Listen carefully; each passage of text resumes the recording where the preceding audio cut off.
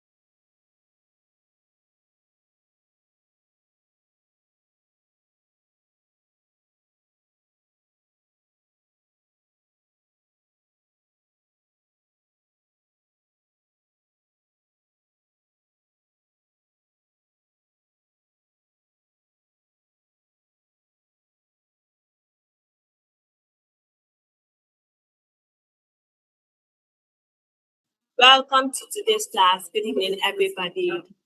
Please, if you have questions for me, ask me your questions in the chat box.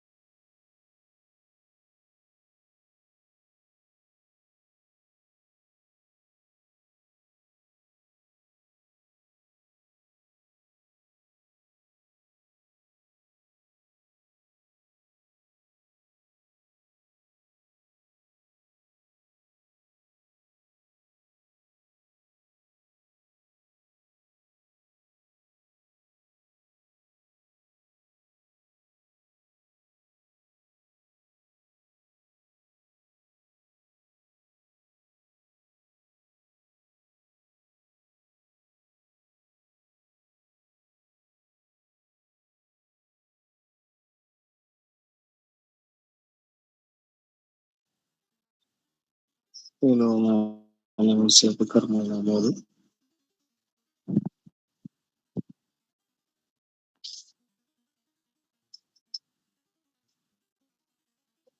Hey, I am Kai Feda.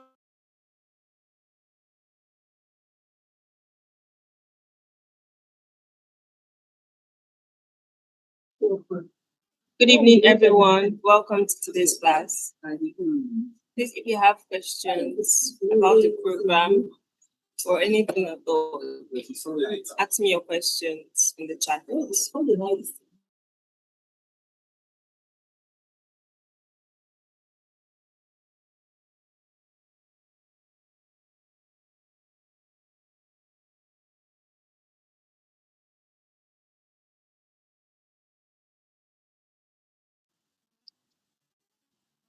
Ladies and gentlemen, good afternoon. Okay.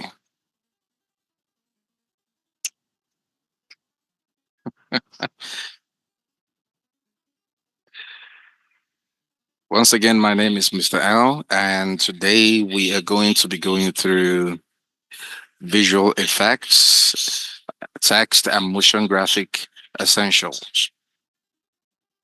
All right. So this class, we're going to be going through the professional guide and the tools to transform your ordinary footage into cinematic storytelling. It's going to be quite the process. We have some numbers of slides to go through, and hopefully impacts will be made. Good evening once again, and I think we have some people joining us more.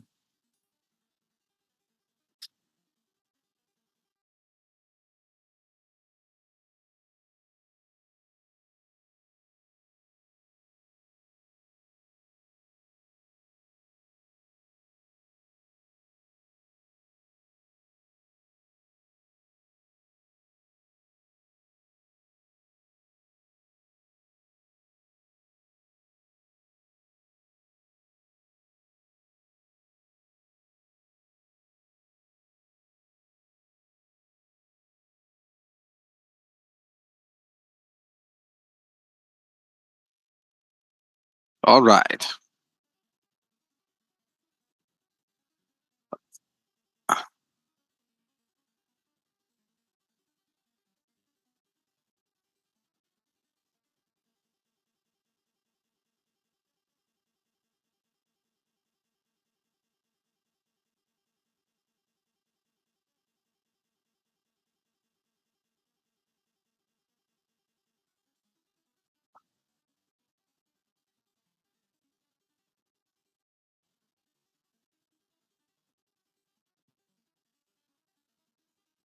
Some people are complaining that network has not been friendly today. Um, I hope you may restart your network settings, and so we can really kick off in today's class.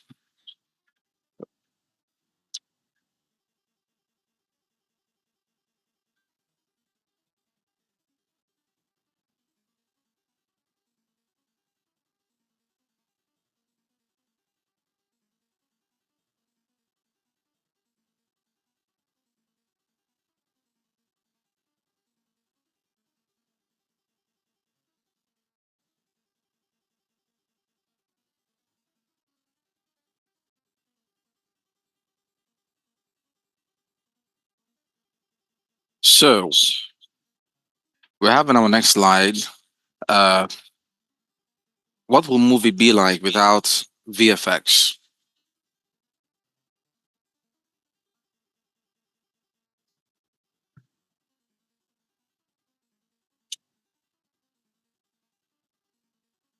What will a movie be without VFX? Okay, a movie will be there will be no cinematic black bars. There will be no dramatic slow motion. Excuse me.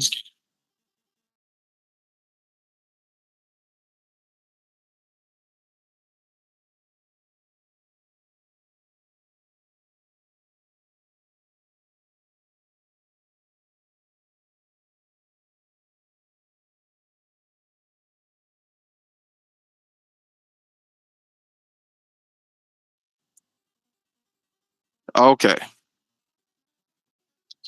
so um, there will be no cinematic black bars without VFX. There will be no dramatic slow motion.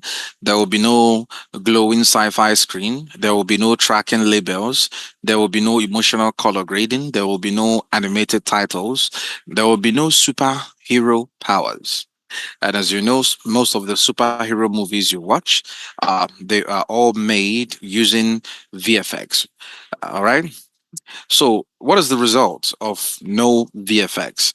Okay, you there will be no. It will feel flat. It will be ordinary. There will be no emotion, which it will be emotionally weak.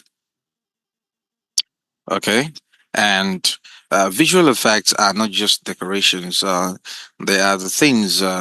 The columns or the foundations or the paint jobs. I would say the paint jobs you add to a structure that beautifies it, that brings out the storytelling into a broader aspect. Okay, and it is the tool that controls what the audience feel with their eyes, and it creates an intricate uh, this input and what they remember. Okay, okay, it creates what they remember. Sorry.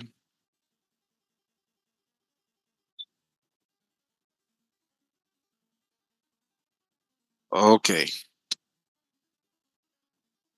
So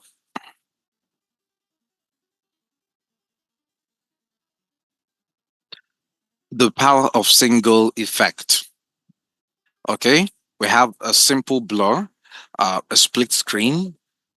We have emotion. We have motion graphics.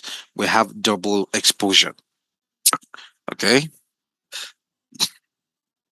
We have double exposure. So A simple blur can hide a person's identity and protect privacy. We all know what blur is. We even in the Zoom and this Zoom software or app, you can choose the option of blurring out your background in order to keep your background information hidden from the uh, from the from your audience. Okay, so we have a split screen. This is where you can show two emotions simultaneously. Two emotions, you can show them on a split screen simultaneously. I know you've watched some movies where the movie wants your some information will want to be passed, and then the screen will split. While in the left, the actor there is acting something different, and on the right, the actor or an environment is being showed of something else happening. So they can tell. The split screen is used to tell uh, two different stories in the single screen, okay, at the same time.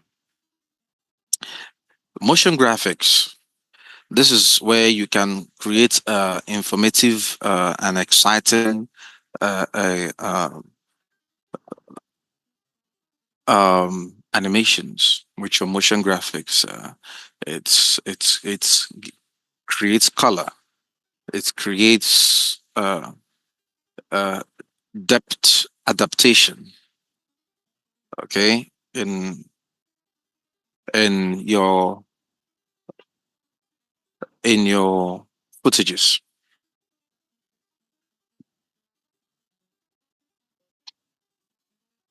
So double exposure, this is where uh, it shows what the character can feel internally without a single word.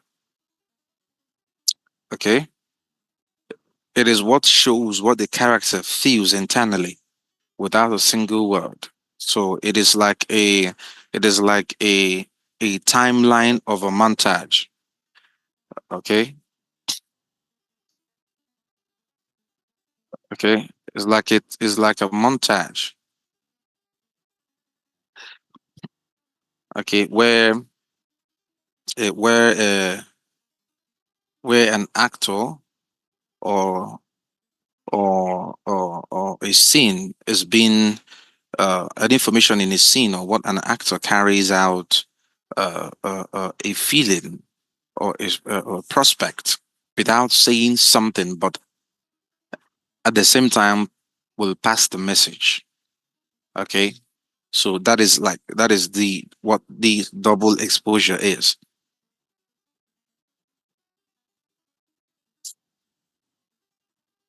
So, what are we going to learn today? We're going to learn masking and tracking. We're going to learn split screen and PIP. We're going to learn motion graphics and text and ghosting, double exposure, and 3D. Okay. So, this class is this is where After Effects comes in. After Effects is the Adobe software that you could use to create special effects on movies, on your films, on your reels, and some of the things that can be done in After Effects, you cannot probably do it using your mobile apps. That is why mobile apps are limited. But we can try as much as possible to to uh, make it simple. Okay, make it simple in a way that uh, even the person using the mobile app can understand. So masking and tracking, this is where you select an effect area and follow movements of objects. Okay. Uh, when an object is moving, you can track it, apply something, and that particular object will now follow the hand gesture or body or car or building, whatever it is. Okay. Split screen, we're going to show multiple visual combine demonstration with presence. Motion graphics and test. We're going to show how to animate information and guide audience attention. Um, Ghosting, double exposure, and 3D. This way you create emotion, depth, and cinematic immersion. Together, these tools help editors to create videos that can make the audience feel emotion, focus on attention, remember information, and experience cinematic storytelling. What are visual effects? Visual effects are often called VFX. All right. So it's a digital change, enhancements, or creations. Okay. Uh, you can add it to a footage during editing or post production. They are used to improve the usual visual and create realism. It is used to add cinematic style, guide audience attention, create impossible scenes, and enhance storytelling and emotional impact. So, footnote: a visual effect is anything digitally added, changed, removed, enhanced, or manipulated in a video after recorded, say during post production.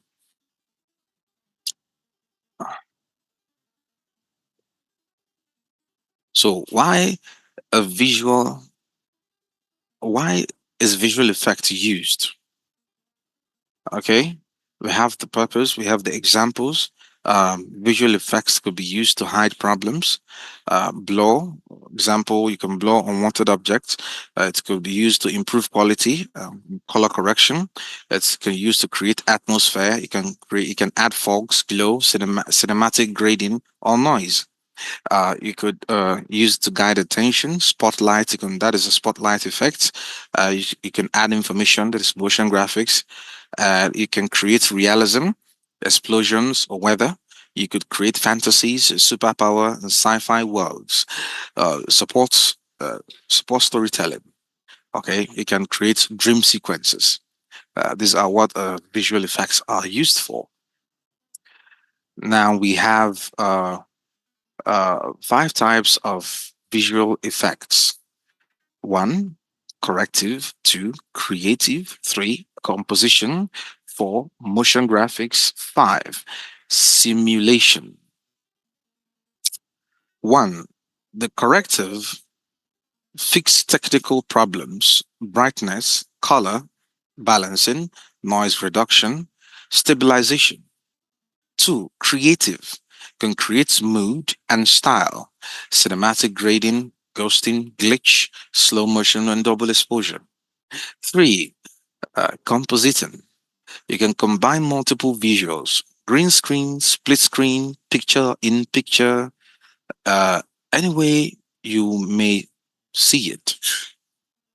Okay, now motion graphics. This is where you can animate text and graphics, lower thirds, title, kinetic, typography, and five, simulation.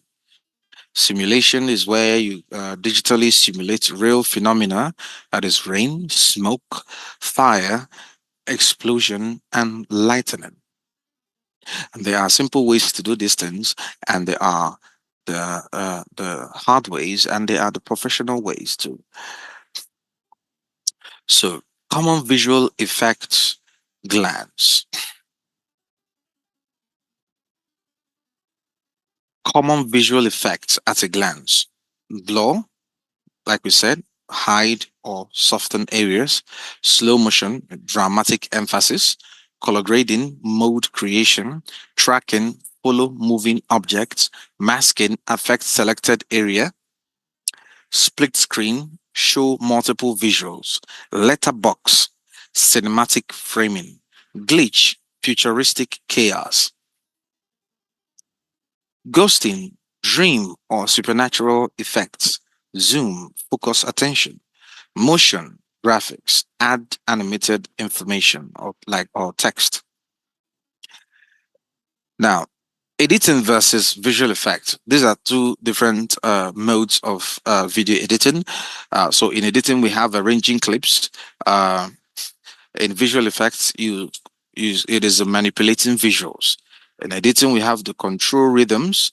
Visual effects, you control appearance. In editing, you cut, and cuts about cuts and pacing. Visual effects is about enhancements and illusion.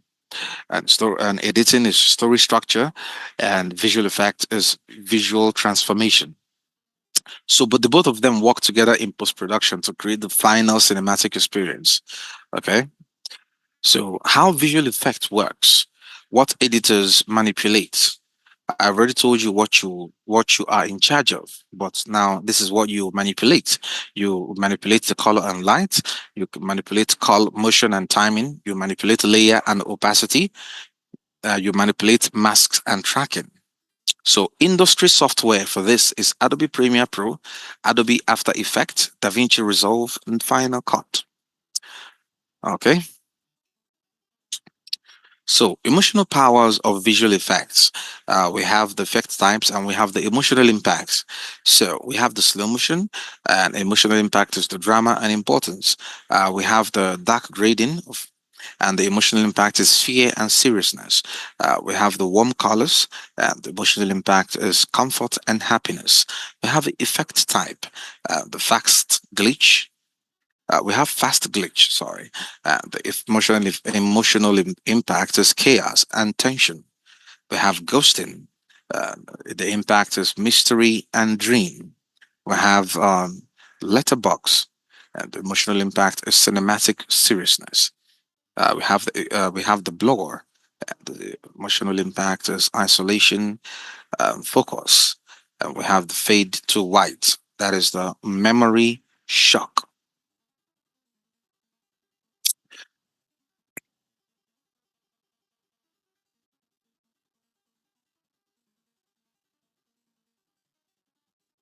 So, real world examples for film and music. Okay. And I know some of you, many of you must have watched Mad Max. Okay.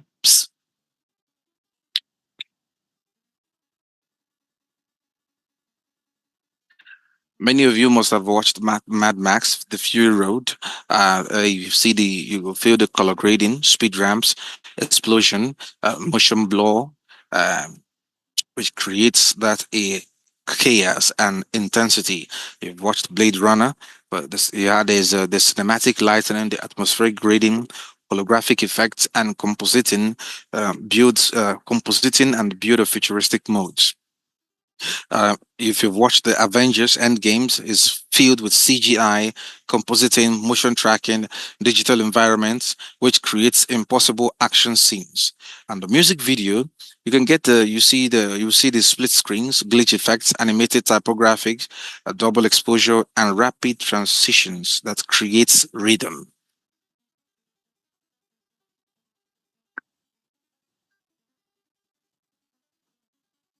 Okay. Now, visual effect versus CGI. Here, pay attention is important. Any digital enhancements applied to existing footage, that is VFX. Example, adding smoke to a scene, that is VFX. That is something you can apply to existing footage. You can layer it on top of an existing footage. That is VFX. Now, CGI is fully computer generated imagery. Full computer generated imagery. That is CGI, computer generated imagery, created entirely in software. Example, creating a digital dragon from scratch. These terms are related, but they are different. Okay? Because VFX enhances reality while CGS creates it entirely. That is CGI, the computer generated image. You can create your reality from scratch. While the VFX, you get the reality from a shot and then you enhance it. Okay, so these are the where you should not use. This is when not to use visual effects. Where Okay, so if too many effects can distract viewers, can weaken storytelling, feel amateur, and overwhelm emotion. So the professional editors, like what you are becoming, is supposed to use it purposefully. So a visual effect should answer what does it effect help the audience feel, understand, or focus on, not how many effects can I add. You can add 1,000 effects and you will make no sense out of it.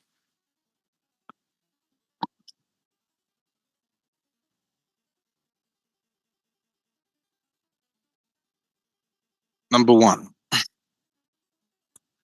masking effects. Masking is the foundation of selective visual control, one of the most essential skill in professional video editing. So you can mask at a particular place, add effects there, and then head over to the next footage. What is masking? Okay.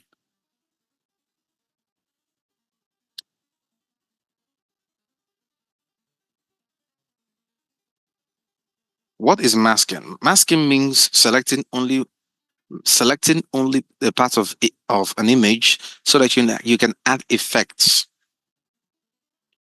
there alone. Okay, not the entire frame.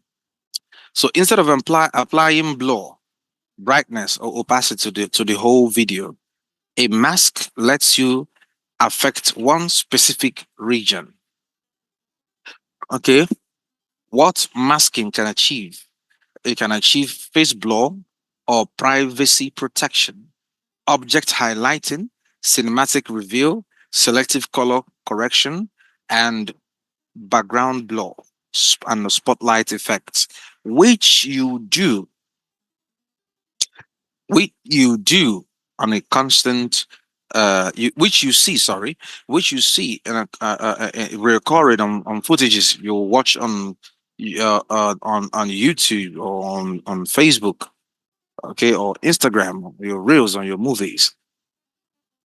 Okay, you can see maybe a car just passed by, and the editor or the producer doesn't want you to see the plate number. Okay, they will use masking to remove to kind of cover or blur that particular plate number from from view. So the real example of masking, a news reporter shows a child's face. The editor applies blur only to the face, not the entire frame, protecting identity while keeping context. So a trainer points to a laptop screen, and the editor brightens only the screen area to direct viewers' attention precisely. So you can darken a whole scene and lighten a particular scene to draw the viewer's attention there. Okay. How to create a mask in Premiere Pro. This is this is where you can select your clip. Okay, you select a clip uh, from the timeline. You apply effects like blur, lumetri, color, crop, or opacity, and then you open controls, go to the effects panel, and you can draw and refine or use masking tools, adjust feather or keyframe. So Premiere Pro also supports mask tracking from the effect control panel, allowing a mask to follow movement automatically or be refined frame by frame. Okay. So Adobe Premiere Pro allows masking and mask tracking. Okay. So this is this. And why masking works. The eyes is drawn to contrast, brightness, blur, movement, isolation, because masking visually tells the audience, look here, not everywhere else. Okay? So there's the emotional impact. We have the privacy and protection, mystery and suspense, focus and elegance, visual control. Common mistakes that is made by masking is to you mask edge to when you mask your edges to be too sharp. So you want your edges to be feathered out, to be soft. Okay. So mask does not follow movement. Uh, if your masking does not follow the movement, applying effect without story purpose. Okay, these are the common mistakes that you can do with masking. So this is a practical activity. Uh, so we're going to import a footage, and we can apply a Gaussian blur, create a mask around the subject's face, and then we are going to track the movement and adjust feathering for realism. Okay.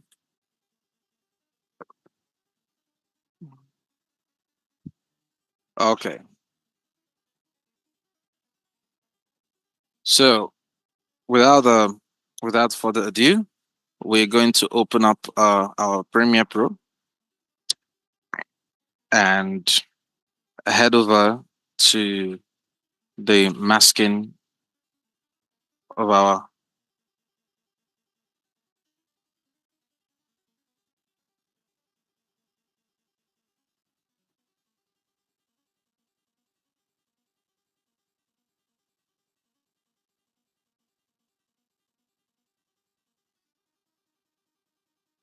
So here we can use different images, and then but we're going to be using a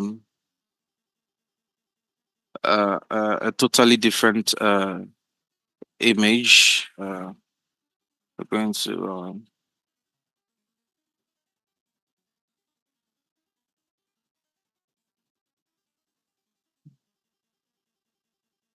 We're going to use a totally new. Okay, we're going to use an image, and I believe I have told you where you can get your image or footages for masking. I told you can go to get footages from Mixkit. Mixkit. You can get footages from Mixkit, or you can get it from Pixabay. You can get stock footages from Mixkit or Pixabay, which is mixkit.co. Okay. So what I'm doing is I am getting a footage, a stock footage, which the pixel I'm going to be using is 1080 pixel.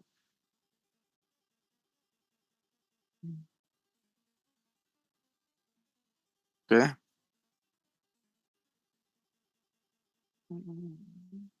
Okay. So we're going to use that and create our. So I'm going to be sharing my Adobe Premiere Pro. I'm going to be sharing my Adobe Premiere Pro, and I hope you guys can see it. Okay. Okay. So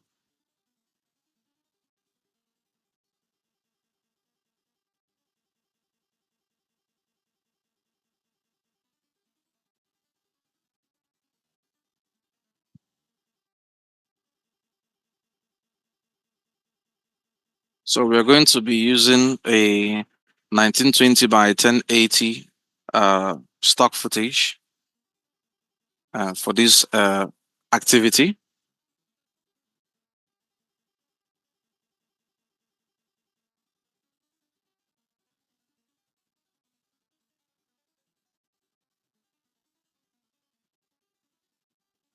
So the first thing we're going to do is we're going to import our footage.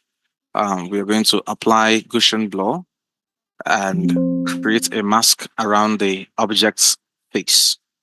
And then we can track the mask movements if needed, if need be. So then first thing, that's what we're going to do first is to import the image. That's the footage, sorry. So we're going to import footage like like so. Uh, this is our footage. So we just imported a footage. This is the footage, and we can drag and drop it on our timeline. We can change the sequence setting to match.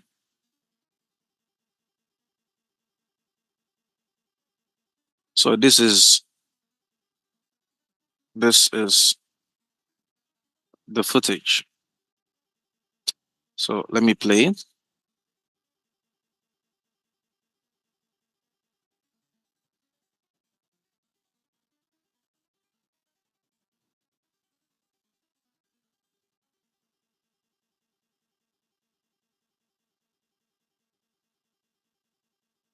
Okay, I'm trying to make the screen bigger so you could see. And I want to head over to my project manager and go through some informations here. Everything seems to be in order.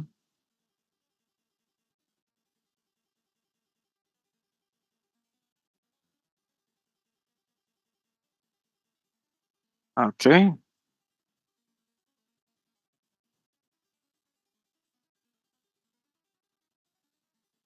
Okay. So what we're going to do is to add a Gaussian blow first. Uh,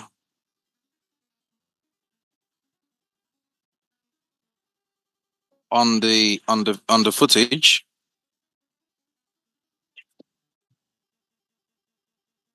So we're going to add a Gaussian blow. For us to do that, we need to head over uh to the effects. We need to head over to the effects, and we're going to type Gaussian. Before you type GAU, must have seen the Gaussian blow.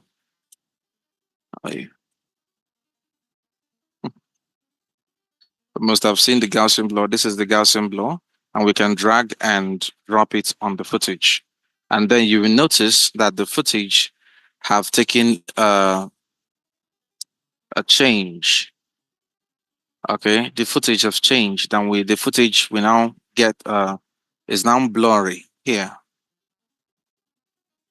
Okay, and then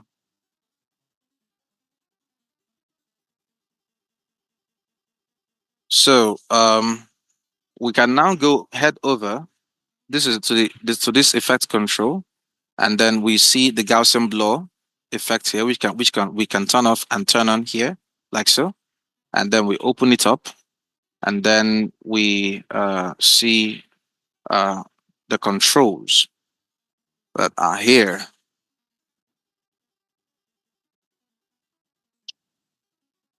Okay,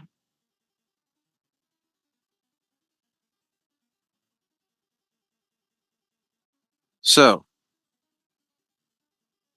we want to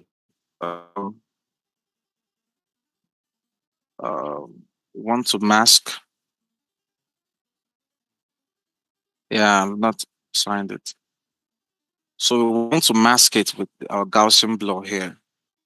Uh,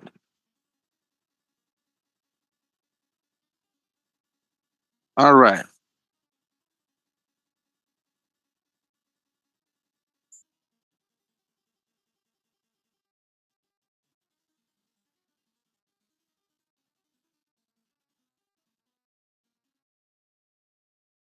Choose my Eclipse tool here.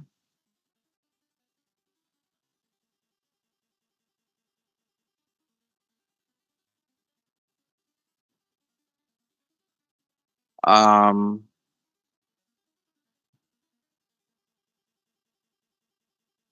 sorry. Okay. Sorry. Let me use the Eclipse tool and draw a big circle like so.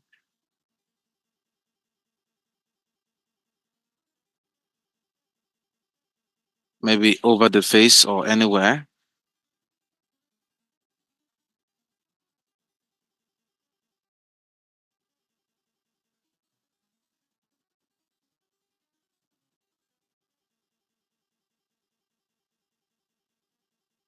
Can ask it to surprise. Okay. We have that.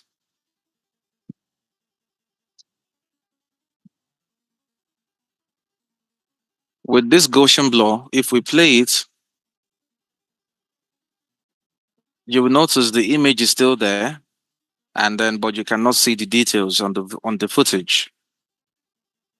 Okay.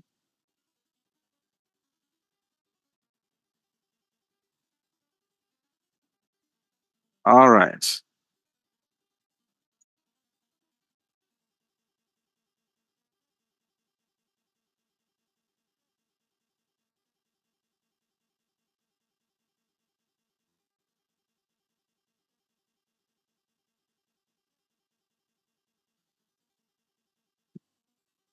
Okay. We have a lot of people have joined. Um, uh, I'm basically looking for my tools.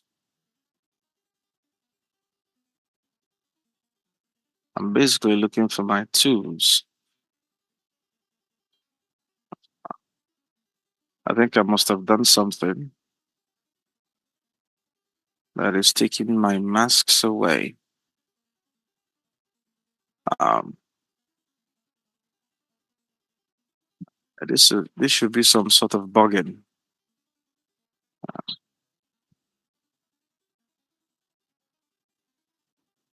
Yeah, out in. This is okay. So it's a little bit dicey. There is something I be seen to be looking at that I am not looking at, and why that is happening is what I'm trying to figure out so that we can continue the class. Um, I usually at Adobe masking used to be basically inside the effects panels. Let's see uh, if we have changes. No, we don't. We don't. Okay. Everyone, give me uh, give me a second to figure what is going on this footage, because if you're using Adobe Premiere Pro on your own end, you should be looking at a masking tool under the effects which you can use to draw out a color, a column of mask on your footage. Okay. I am I am using Adobe Premiere 26, and sometimes on. Okay. Okay. Sorry. Usually, if you're using Adobe Premiere, if you're using Adobe Premiere 25, 24, 23, or 20 to 19, uh, as the case may be, you'll find that in your effect here, on this effect control, you'll find the mask selection tool under this particular part. So what Adobe has done is to bring it down here, which is the object mask, the ellipse and the rectangle and the pen tool. So, but what we want is the ellipse tool, which will allow us to draw a mask like so.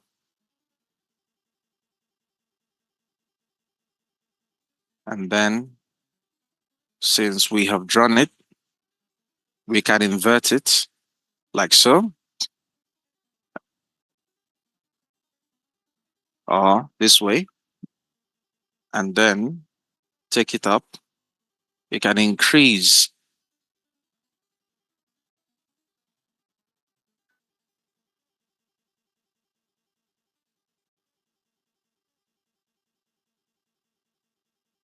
All right.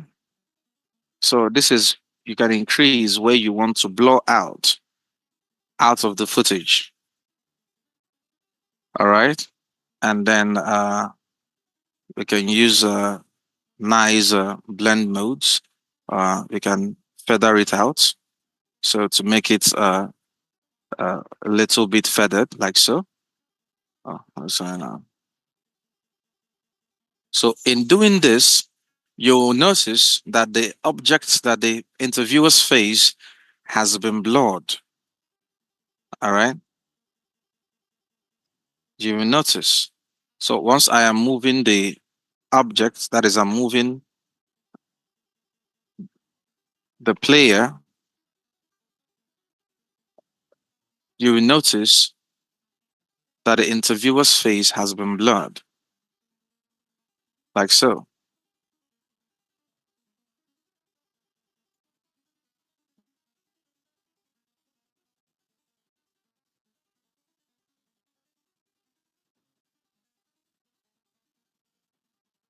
So the steps are simple. I'll do this again, maybe for those who didn't really follow up. I'll do this again. Okay.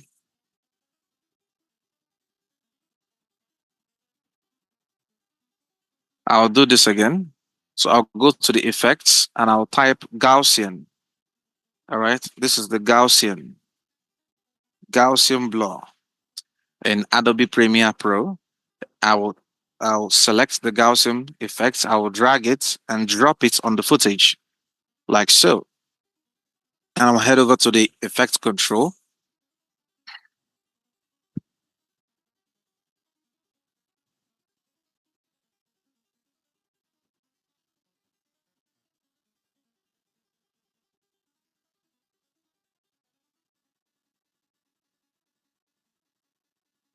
Okay. And this is the Gaussian effect. Like so. This is here. You can find it on the control panel, the effect control. This is here. And then we can head over to this part and we can select and we press and hold.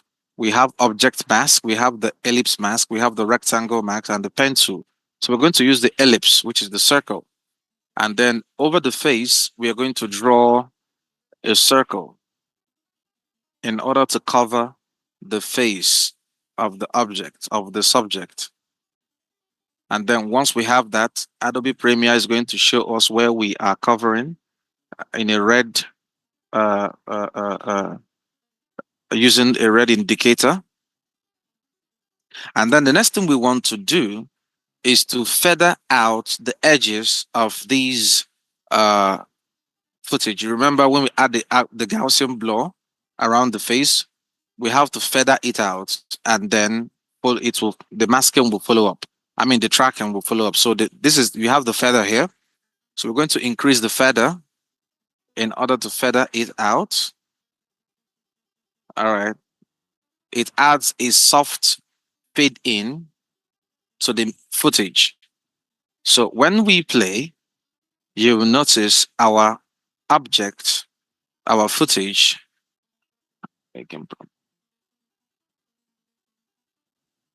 all right, has been blurred. Okay. So this is our activity. Select, add the Gaussian blur, select your masking tool, select the area you want to mask, and then follow it up. In case you are using an Adobe Premiere Pro version that will not allow you to automatically track, after you've added the Gaussian, you've added the masking, you have under the ellipse, you have the masking, under the ellipse mask, you have the tracker. And on this tracker, okay, you can ask it to move forward. That is, you can play it forward. Once you click on this, it will play and record the movements of the face. After that, the mask will apply to your footage. Okay, that's the tracking will apply to your footage, and you should have something like this.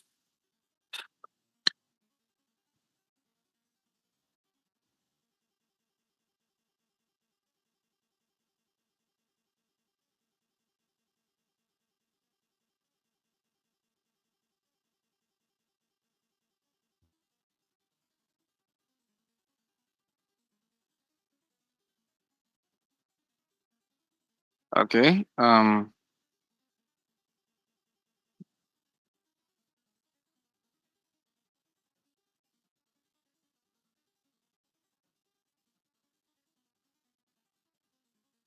So that is basically it. So we can save. All right. Let's go back to our.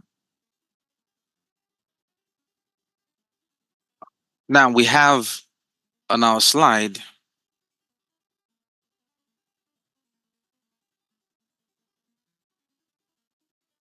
On our slide, we imported the footage. We applied the Gaussian law, the mask around the face, and we tracked it. And then we feathered it for realism. All right. So what we did is that we learn how masking selectively affects a part of an image while maintaining the natural visual. Okay. So now, chapter 2, tracking makes effects or mask or text uh, graphics follow a moving subject. So keeping audience attention locked even as the action moves. So what this literally means is that tracking, be it that somebody is moving, all right, somebody may be moving forward, and then you want to track a text on the person's head. Okay. In order to track that, you have to track that text is to make the ask the system or the software, you apply the text and you ask the software to make this text follow the person's head as an indicator or a call out graphics explaining who the person is or the location or the person's title or whatever the person is. Okay. It can be anything. Okay. It can be anything. So tracking means making an effect, max text or graphic follow a moving subject throughout a clip. What it can achieve moving labels and face tracking, object highlighting, like I just said, motion graphics following a person, like I said also, blur following a moving face, spotlight following a subject. These are all the things you could do. So in real example, in a football video, a circle follows one player to help viewers identify him throughout the action. You see this tracking on when you're watching Premier League or you're watching boxing or wrestling or any sports. They use masking a lot. So in a tutorial, an arrow follows the cursor around or object being explained, reducing confusion. Okay. So you can track the cursor to be moving around. Uh, During a tutorial, you watch tutorials on YouTube. So what they do is they apply the cursor they apply the cursor as a PNG file and then track it around the places they want it to be. Okay. So these are like the real examples of tracking using the football and then the tutorials as an example. So how to track in Premiere Pro. How to track in Premiere Pro. You first you create a mask. You open the effect control panel. You track forward or back like I showed you. Once you click the forward, it will track. Two, you will refine the mask and then you add effects. Tracking keeps the audience focused even when the subject moves, reducing confusion and making information easier to follow. Okay.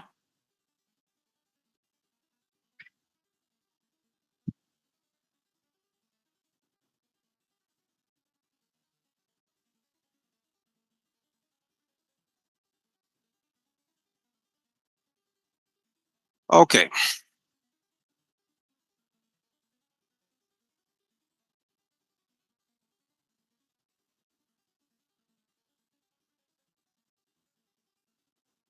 So on the next slide, we have tracking the emotional impacts of mistake. So the emotional impacts of tracking, it gives clarity and control, modern professional style, emphasis and focus, documentary realism. And the common mistakes is tracking low contrast objects.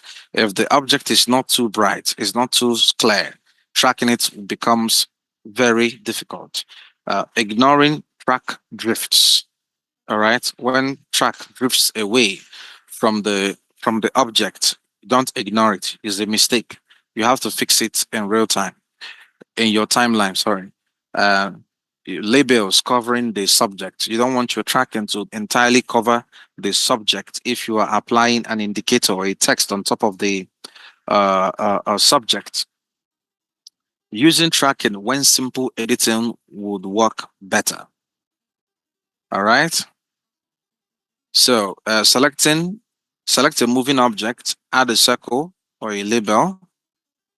All right. Use tracking to follow it and correct drift manually if needed.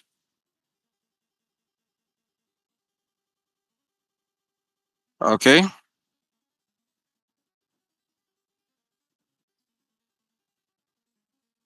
Three, split screen effect. Split screen shows two or more videos simultaneously. A powerful tool for comparison, connection, and parallel storytelling. For screens, this is a split screen effect. All right, it will enable you to see uh, two or more images at the same time. All right, in your timeline. So, what is split screen? Uh, what it can achieve and the real example. So, comparison scenes, phone conversations. It can be used in music video, reaction videos, before and after videos, parallel action for action movies. Example, a student watches a lesson on the left side while the instructor is demonstrating on the right side. Two people on a phone call appear side by side, connecting their conversation. Okay.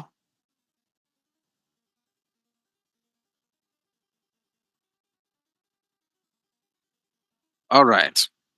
So, how to create a split screen? You place two clips on different video tracks. Okay. Apply crop if needed and repeat for the next and repeat for the second clip. So select the top clip, use scale and position, all right, which you can find uh, uh, under motion. Add borders or background if necessary for visual separation. Okay.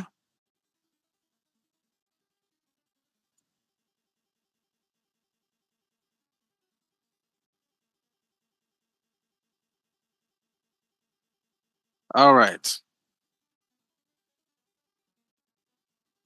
So this is what we're going to do. The split screen, the impacts and the mistakes. Um, we have the emotional impacts and the common mistakes. The emotional impacts, includes the comparison, tension, comedy, connection, parallel storytelling, and information efficiency. Yeah, too many screens at once. The mistakes you can make is to apply too many screens at once. Faces may be too small, poor alignment, no clear visual hierarchy, a distracting background.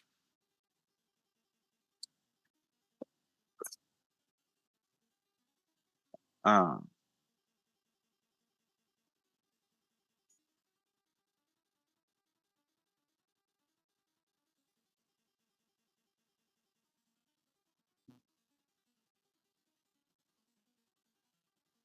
okay,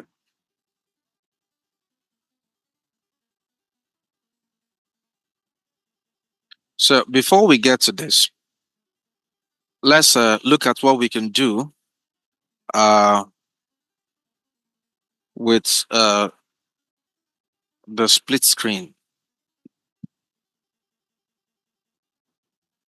So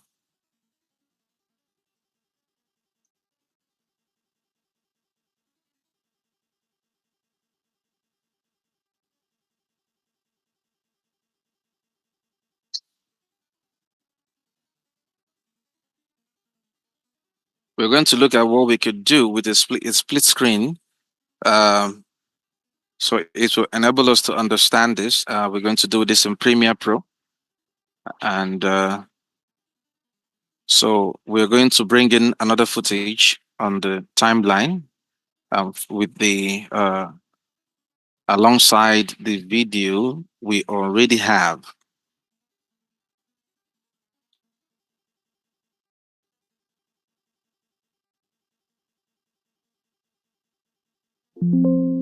So I'm going to share my Adobe Premiere screen.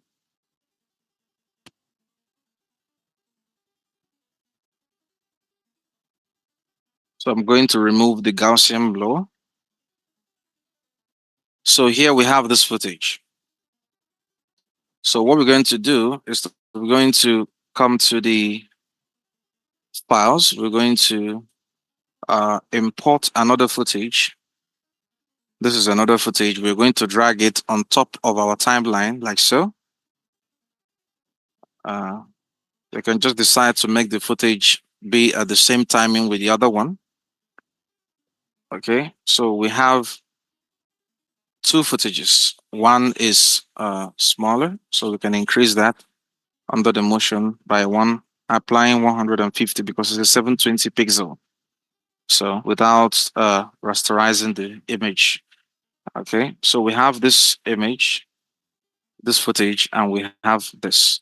So in order to split it, it is simple what we want to do. So first, we want to allow this. First, using the position from the motion. This is we are using the effect controls here. From the motion, we moved this to the left. Okay. So we're going to move this to the left. Okay. So it is starting to look like a split.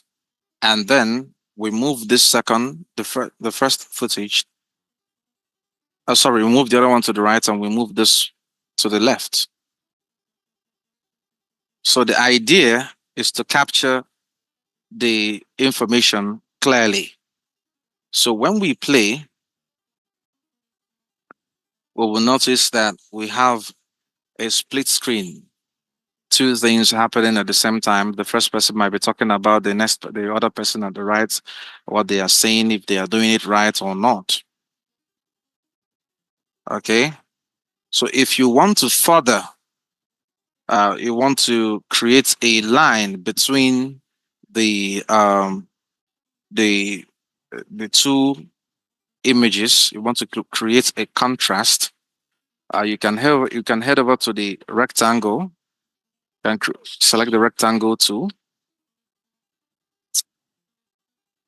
Okay, and on your own you could draw a simple line like so.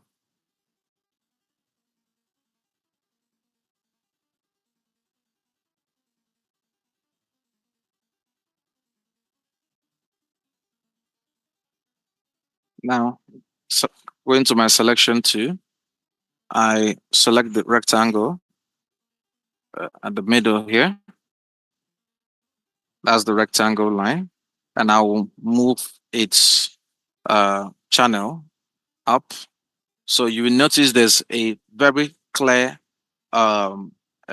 split from the center. All right, that is saying, hey, this guy belongs to this side, and hey, this guy belongs to the other side. Okay, and we can even go ahead to change the color if we want to. So we can come to the shape of the rectangle, which is ash, and we can turn it to black. And as you can see, we have that clear, stylized split screen, which you see on Al Jazeera, on news channels, on even sports. Okay, and this is where you. This is how to split the screen. So we just placed two videos side by side. We adjusted the scales and position. We matched the frame and the levels, and we added a border or spacing to the footage, like we outlined on our activity. So right here we have a split screen, a proper split screen. Okay. What you want to do is to make sure that this footage and this footage are the same, which in size or in frame, this is the same, this is the same. Like you click on this and this, all right, they are well, resized.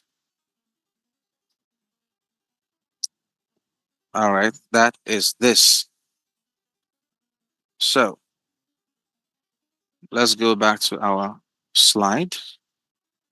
Oh, sorry. Oh, this is where we got the footage. Let's go back to our slide.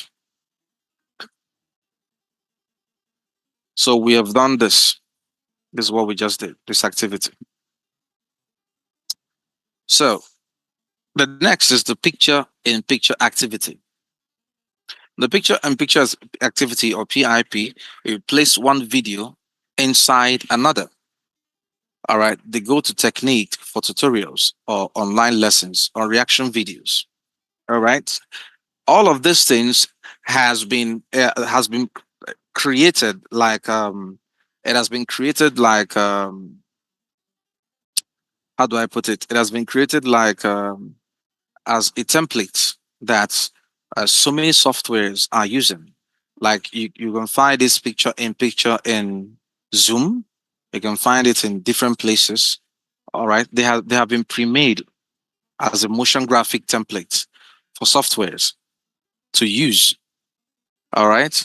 So, but Premiere Pro, After Effects, DaVinci Resolve, and all and Final Cut and the rest of them is what is used to create this picture in picture effect. Okay.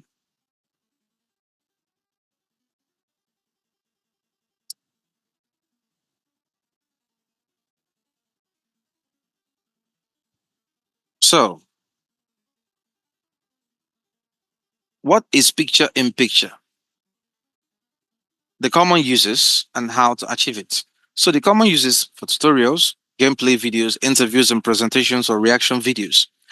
You the how to achieve it, you put a main video on video track 1 or put smaller video on video track 2. So you select the smaller video and reduce the scale, adjust the position to the corner, add border if necessary, shadow or rounded mask if necessary, ensure it does not cover important contents. That is the picture and picture in picture. You see it on YouTube. You see it. Content creators use it all the time, in in YouTube on tutorial videos. How PIP works: you maintain human presence, emotional impact, and common mistakes. You keep the instructor visible while the demonstration fills the screen. Viewers see both at once. And the emotional impact is to create connection, trust, clarity, tutorial professionalism, and personal presence. And the common mistakes is PIP covers key information, window too large or too tiny, poor placements, audio conflicts, no visual separations between layers. These are common mistakes. All right.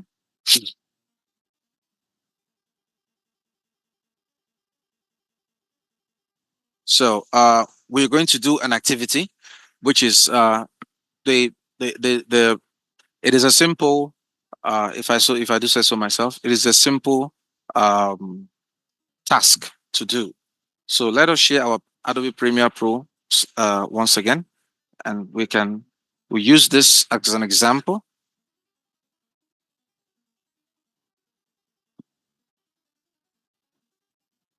So we have this as a picture, and we have this video, all right, and we want to add our podcaster as a PIP on the main broadcast. So we're going to use this particular footage here as our main broadcast and use the podcaster as the PIP. So what we're going to do is that we are going to move this podcaster on the top of the main footage that we're going to use. We'll bring this one down like so and bring this one on top of it. And so what we're going to do is to scale this footage down. It is very simple to do. So you just scale her down like so, and then use the position to position her properly, the footage properly.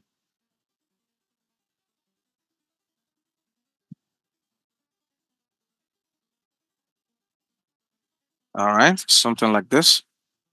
And like so.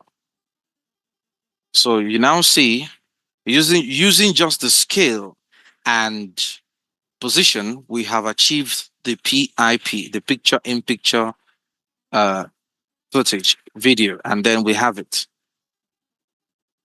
All right. So the podcaster is talking about what the government officials are doing. Okay. For the narration, for tutorials. Hmm? Okay. So it is what you see your great tutorial content creators use. You can even scale it down more if you think it is covering uh, some information on the footage, because the goal is not to cover the informations that it is showing you or that you are depicting, but for the audience to watch you react to a video online. So it is used for reaction videos. Okay, so we have done this. So let's go back to our slide.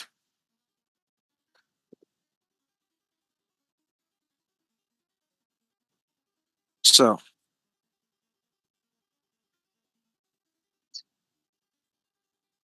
cinematic letterbox effect. The letterbox effect adds black bars at the top and bottom of the frame, instantly transforming any shot into a widescreen cinematic experience. You see this in Hollywood movies, you see it in a lot of movies, the black box at the top and the black box at the bottom.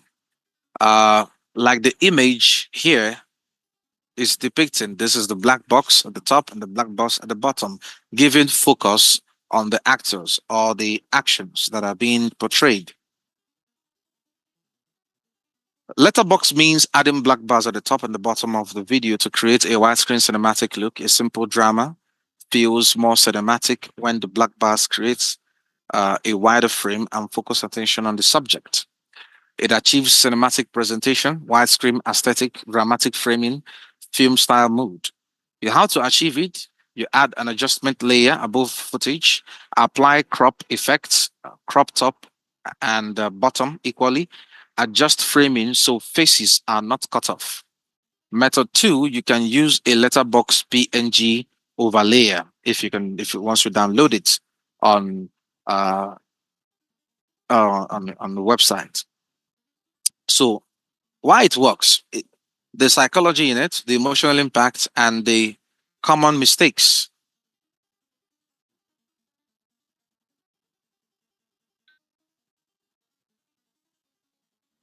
Okay, and the psychology in there is the wider framing feels associated with cinema. The black bars reduce vertical distraction and guide attention horizontally across the frame, while the emotional impacts for the drama, scale, seriousness, cinematic expectation, and visual elegance. And the common mistakes is cropping important headroom. You don't want to cut those parts off.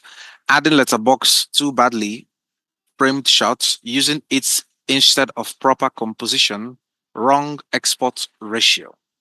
So we are going to add the cinematic black bar, print footages properly, and compare original versus cinematic version to understand how framing changes emotion perspective. So in order to do that, we need a footage. All right. We need a footage. In order to do that, a footage that can allow us to um, create that. We can still use our uh, our government broadcast video if we want. But I think I want to use another footage that can uh, do justice to. Yes, Anyakwe Oliver, this is how it works. uh, it's weird, but a lot of people do not know this.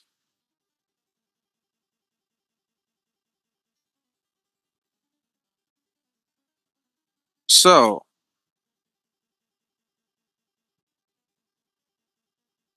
we are going to use a footage that can allow us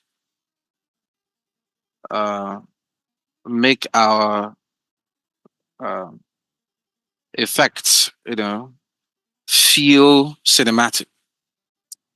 So what I'm going to do is get a footage which have just gotten. So right now, let me share my Adobe Premiere Pro to you.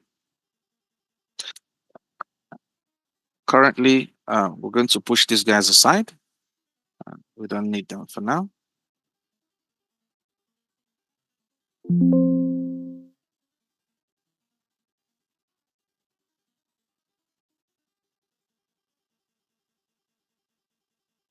So we're going to head over to the project panel and where we can import the footage. Here we have uh, a dramatic footage, so we can drag and drop it here on our timeline. So we have this dramatic footage. Okay, so for contrast, I will come and add a little exposure. All right, so you could see it. All right.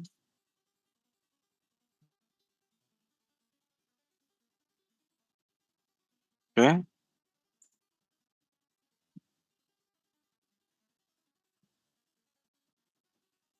Just for contrast purposes. So here we have a footage and we want to create make it cinematic by adding our sorry, what is this?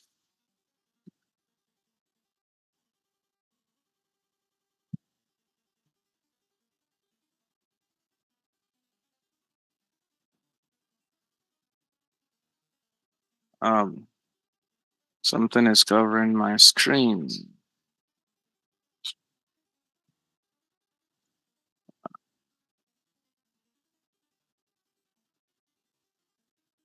So okay. So we have this footage which feels cinematic. So we have important footages, important things here. We have the popcorn, okay? We have her head level. We have her hair level. We have these two lights bulb covers here. So we want to still create the cinematic feel. Okay. So the first thing we're going to do is that we're going to create an adjustment layer. And to create an adjustment layer in Premiere Pro is very simple. On the projects panel, like so, where you have your footages, you come down to the right side and you'll find this small item here. All right, which says new item. Okay, this new item, you click on it, and you go to adjustment layer, and you click on the adjustment layer. It will bring an adjustment layer, which is the same frame with the video, but 1920 by 1080, 23.976 frames per second, with pixel aspect ratio square, pixel 1.0, which is good. We are not going to touch this. We're going to click OK. And here we have our adjustment layer, which we can drag on top of our footage like so. And we can drag it to fit in, be in the same line, uh, size, length with our footage. As you can see, nothing is happening right now. We can't create anything. So we want to head over to the effects control, to the effects panel, and we go to there and we search for crop. We search for crop. This is video effects crop. All right. So we can drag that crop on top of the adjustments layer. And once we have done that, we head over to the effect control panel. And here it's going to it can ask us to crop the left, top, right, or the bottom. And we can ask us also to create edge feather. But basically we just want the top and the bottom. So at the top, we want to crop about 10% and see what it gives us. So this is 10%. And at the bottom, we want to also crop 10%. It must always be the same number. We have cropped 10%. Now, you see we have a cinematic feel of our footage. It already looks like that Hollywood cinematic feel that you watch. All right. And that's it. This is letterboxing. So if you feel there are some components that are being covered up, you can head over to the effect control, go over to the motion, and use your position, to move up. If you feel the pop-up should be noticed more than the others, you can reposition it by moving the vertical keys, okay, which will give you the cinematic feel. So we're going to look without. This is without it. This is without it. Without it.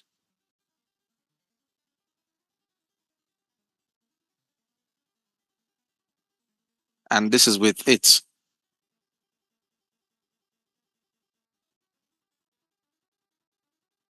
You feel the instant cinematic feel. All right, instant cinematic feel. So this is how you create your letter boxing. All right, so we head over to our slide again, and we continue. You're welcome, Anika. So, ghosting and echo effects. Ghosting creates repeated motion trail or transparent duplicates of movements, one of the most evocative tools for psychological and supernatural storytelling. Ghosting effects. You see the ghost, it repeats or duplicates movement. Once the person is moving, you will see like a delay presence of the person, following him or fading out.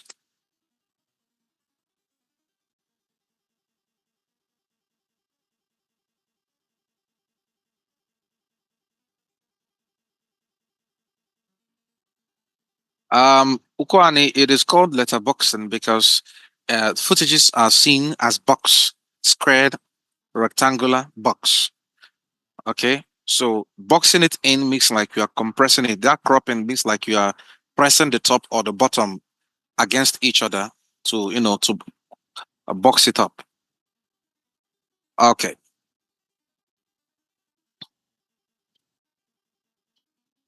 All right. That's it.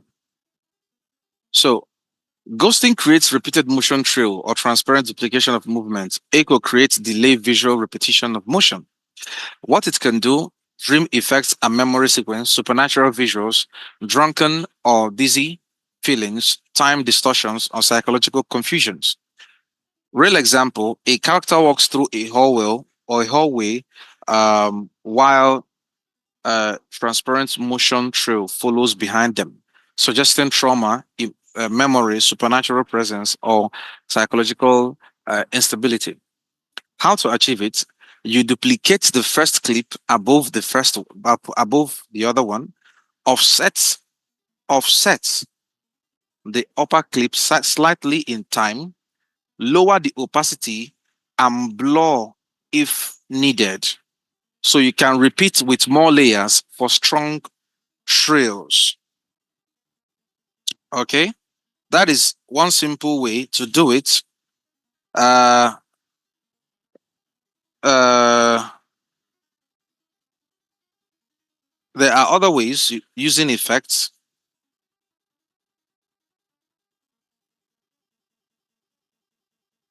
There are other ways using effects in Premiere Pro. Sorry. Okay. So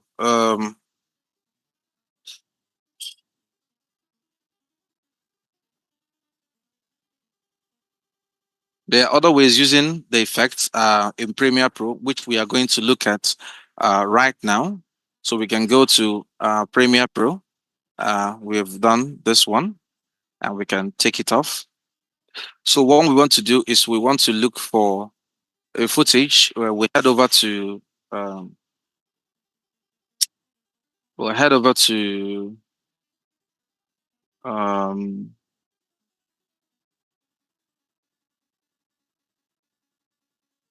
let's head over to Premiere Pro again. So we head over. We want to get somebody walking through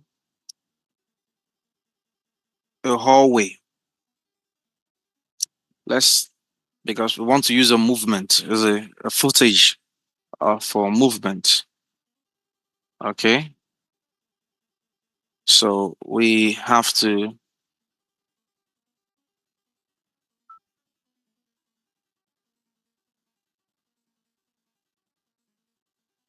So we have a footage which we are going to use. So remember, I'm getting my footages from mixkit.com. Let me share the site with you. This is mixkit.com.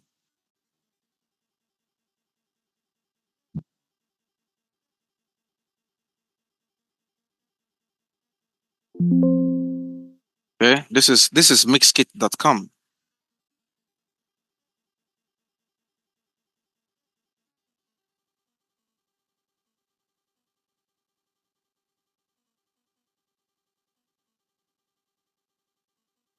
So, and let's go over to the Premiere Pro. So the first thing we want to do, we want to drag and drop our footage. This is the footage we're going to use, which we downloaded from Mixkit, and we drop it on the timeline like so. And because we don't have the same size, we can increase it by 150. From 100, we add another 50%. Now we have uh, the footage playing. Okay, so in order to add the ghost effect, okay, we can do the simple method, which is we go over to the effects and we search for echo, uh, video effects. We have the echo glow, and we drag it and drop it on top of our timeline. And then when we play first, you will notice there is echoes following the image, the footage. Okay, so but we want to come to the echo part, and then we can increase surprise, and then we have this. But basically, what we want is to make it more simple. So we are going to come to the values of the echoes.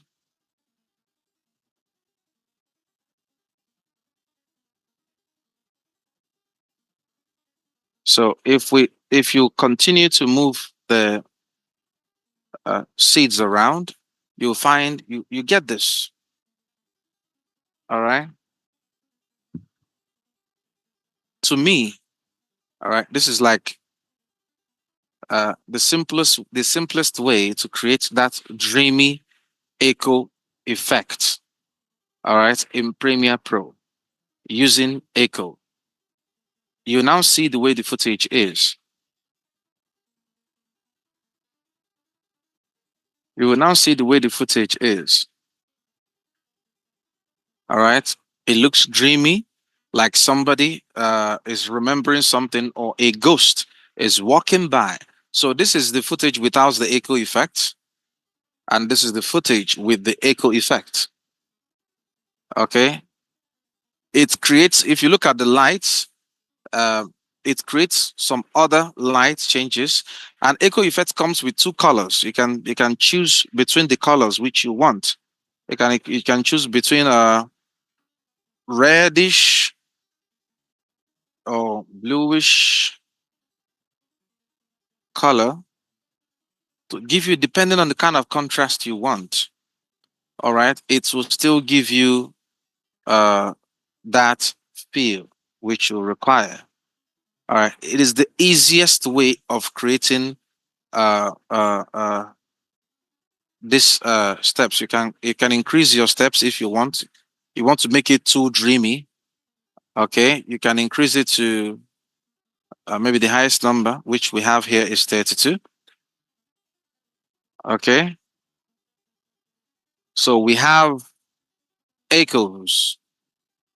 So this is the easiest way to make the echo effect without and with. Without with, you see there's a distinctive change in the footage. All right. So this is the easiest part. I don't want to take you over to the drag and drop and drag and drop. There are other ways, but this is the easiest way you could use. Okay, so let's head over to our slide.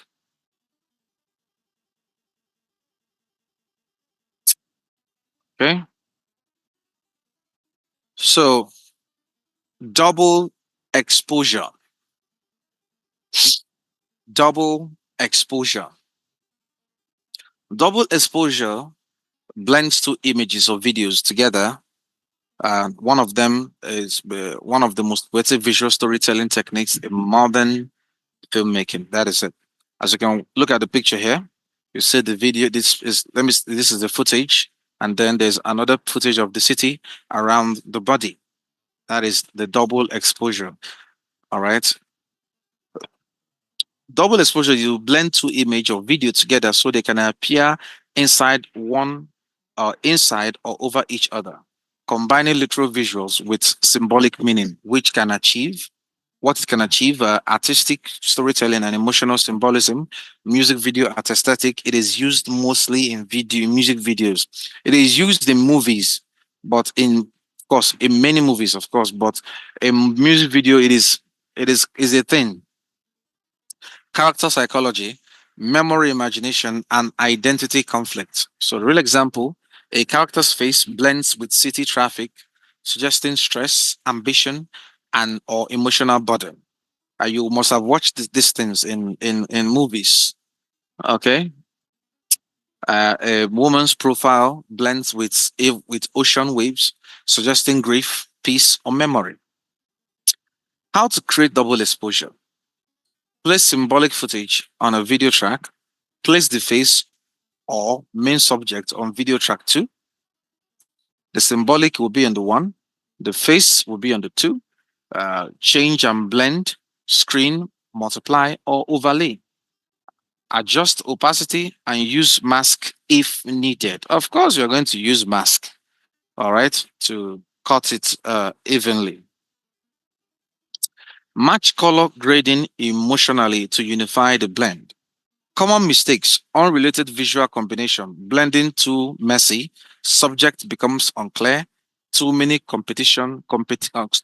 competing motions.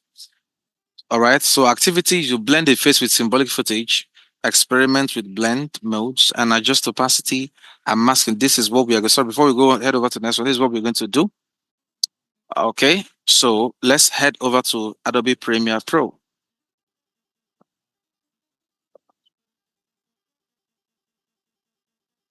And this footage, we're going to take the glow effect away.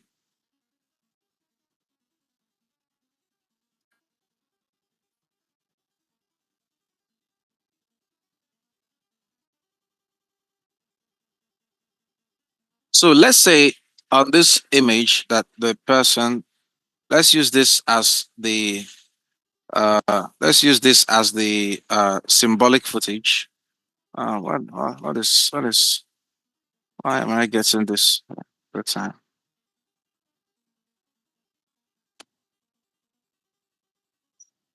Okay, so let's use this as a symbolic footage. Let's go over to our project bin and let's import this other footage on top of it, like this podcast on top of it. Okay, and then we can head over to the effect control and we can then open the opacity. We'll open the opacity here, and then you see opacity and you see blend mode. Blend mode. Once we click on the blend mode, we can see screen, I have overlay, and have multiply. So if we click on multiply, you will notice that the footage, the both of them are now showing at the same time. And if we go over to screen, and you notice the same thing too, and you go over to overlay, you will notice it as well. So this is where we now use opacity to uh, uh, checkmate which one should be more visible than the other. Right now, we want the face of the character of the podcaster to be more visible than the other one. So what we're going to do is that we are going to reduce the opacity of the symbolic image, hereby increasing the image of the presence of the woman, like so. And then we can use the emotion, and we can use the motion position to gradually uh, bring her down, like so. And that is if we choose, or we can take her to the right, so she can be in the center of our face.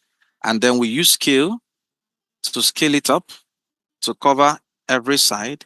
And then we use masking.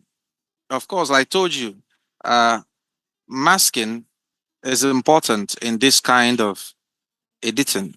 So we have done that now. We now see there are two footages layered, side by side. One is more brighter and the other is not so bright. So, but we want to select this one under the symbolic image. We want to fuse it into her face. And in order to create that effect, we need to use masking. So we're going to select our masking tool, which we're going to use the ellipse tool, and then because we have selected the symbolic footage, which is the woman walking in a hallway.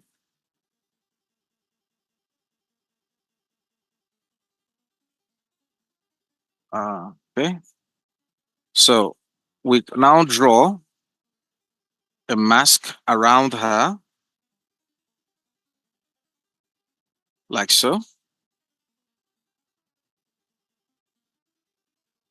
Okay, and then we shift it to fit her area.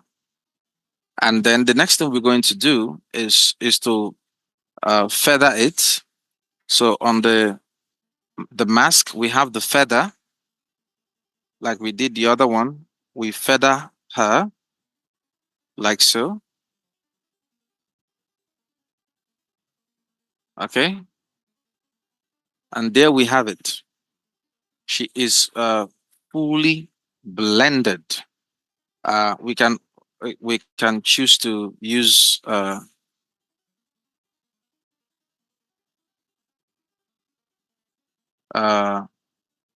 insert, if subtract, if we want.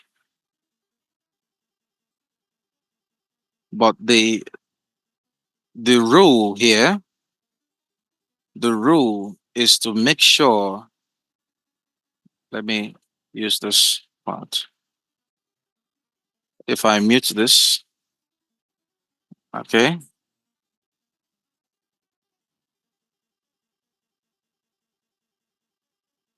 All right. Okay.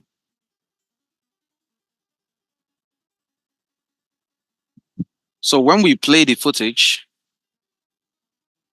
we will notice the lady is walking inside this other woman's face, like she's remembering something. It might be a story. Maybe you're trying to tell something. You're trying to tell a particular story. You're trying to, reimagine a scene. Oh, this person is thinking of somebody. And then instead of transitioning to the next scene, which will be the memory scene, you can use this blend. You can use this, all right. You can use the double exposure to blend the other memory inside the face of the other subject. So this is it. There are many more ways. There are more things you could add to this, but this way you have achieved the primary goal. Okay. By doing this, you have achieved the primary goal. All right. Let's go over to our slide. Uh, what the hell? So, text in video editing. Text is writing information placed on screen. It can explain, identify, guide, emphasize, and decorate. Make it one of the most versatile tools in an editor's uh, toolkits. Okay. Yeah. So, types of text in video. We have the title, we have the caption and the subtitle, we have the lower third. That's where you write the name of the presenter or host during podcast or interviews on our channel or news channels. Credits and labels.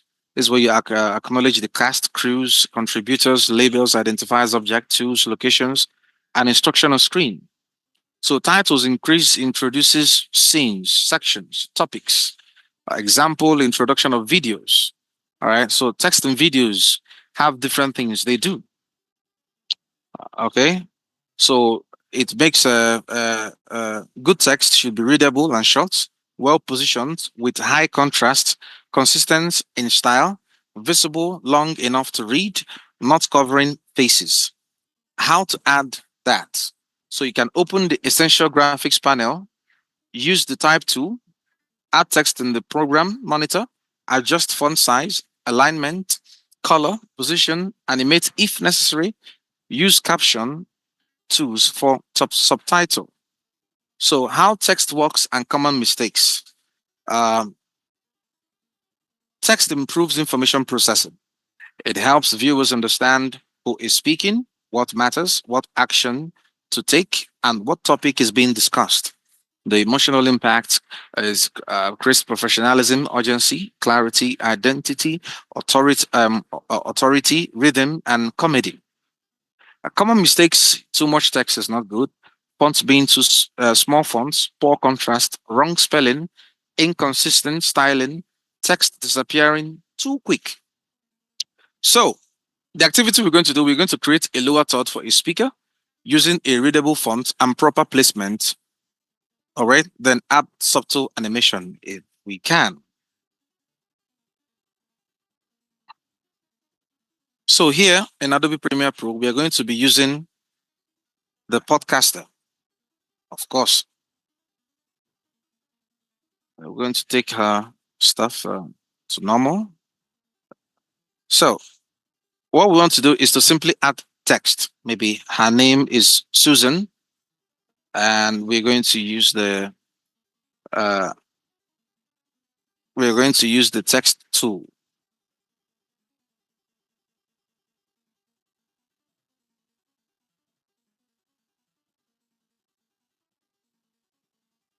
Um,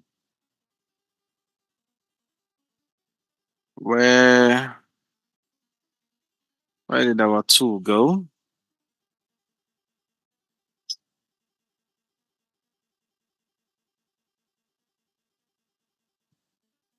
Okay.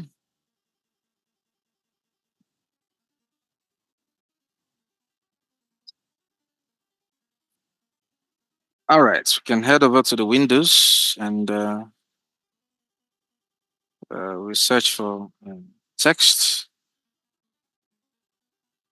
We can type T. The shortcut, if you have not seen your text icon here, you can type T to change. Okay, if you click on V, it's selection tool, but T is a text tool. So we can click on here and start typing. So what we're going to do to write is Susan. Let's say Susan May. So the way you write your text is important. I'm going to use capital letters in front of the Susan, and again, I'm going to use the capital letters in front of the May. Okay, and then under her, I'm going to write host. And then the next thing I'm going to do is to change the font. And how do I do that? I have to go over to the uh, let me make this to come to this part here.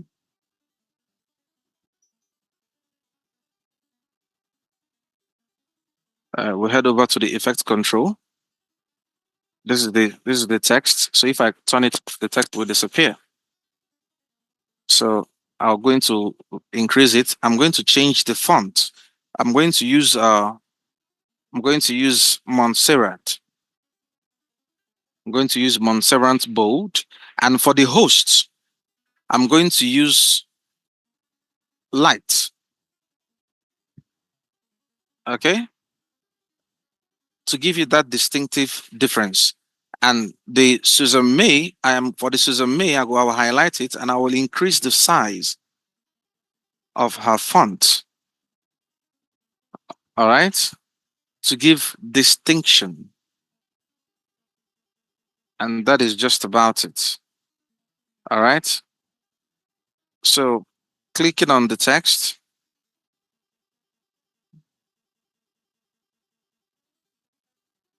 So I can head over to the uh, motion.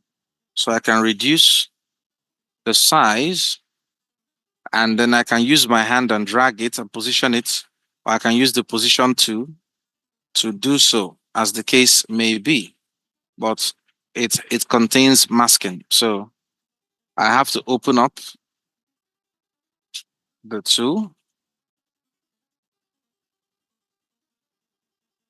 and I have to use the positioning here.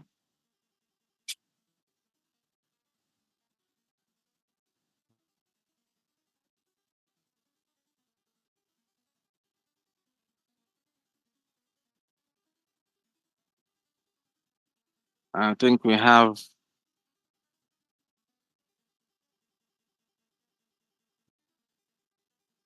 um we have a masking issue. Yeah, we have a masking issue, and we're going to try to correct that. But basically, this is how I will write my text and make it prompt importantly. I'm putting the anchor points in the middle. Okay. Okay, so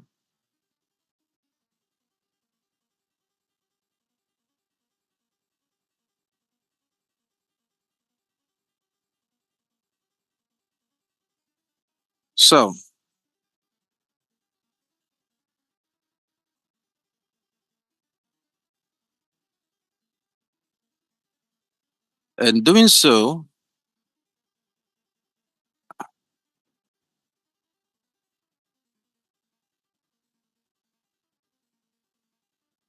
Sometimes the text tool can be frustrating in Adobe Premiere Pro. You could create unwanted masking, which could be very annoying. So what we're going to do, we're going to type the text tool again, and we're going to come just about here. We will want to write Susan.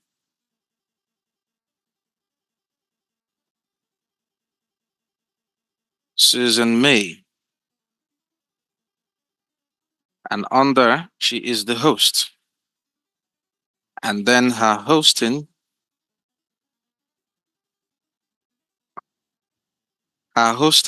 type will be light. And I can scale it down and reposition it. Try me. This is fine. Okay. So if we head back to our scene, to the beginning of the scene, we have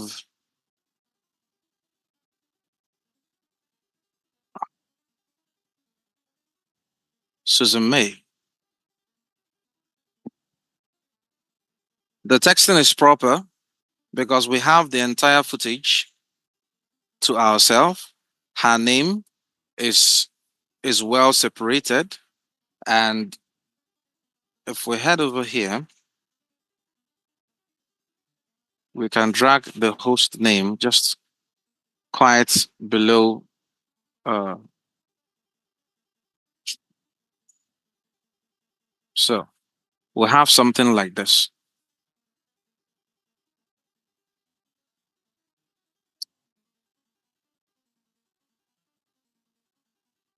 Susan May, a good quality podcast naming. And if you look at the way I positioned it, the side of the side, the space I give by the side and the space that is under are the same thing. So you always want to have it measured out equally, So whenever anybody's watching it, they will understand that, okay, this is a professional. Okay. All right. So this is good texting. So as a podcaster like this, you wouldn't want the text to cover the face or any other thing. Okay. If you feel the podcast or is covering the side, the microphone, you can simply you know, take this and move it to the right. All right. And move the alignment to the right. That is by doing so, position this to the right. If the case may be, there's a mask in there and we don't want that. Just put it and position it to the right. We will take care of that masking text. That's for another day. Okay, so this is a basically clear masking texting, simple texting for podcasting, using the right fonts, using the right style of fonts. This is bold, this is regular. This depicts, this is the name, and this is what the office and the position she's holding. Okay, simple, clear, quality. All right. All right, let's go over to the wow. Some people are complaining they can't see the screen. I wonder why that is. I think it's the network. Please restart your network whenever you are having a network issue. Text and motion graphics effects. Motion graphics are minimal visual effect elements. Text, motion, shapes, timing, and graphics bringing information to life on screen. This is where motion After Effects is usually used for motion graphics. After Effects. So we'll just go ahead over what you can achieve. You can animate titles and lower thirds, subtitles or kinetic for typography, social media graphics, call to action, intro sequence, essential graphics panel in Premiere Pro. So, real example, a training video starts with an animated title, a moving lower third, and animated key terms appearing beside demonstration, guiding the viewer's eye throughout the the video.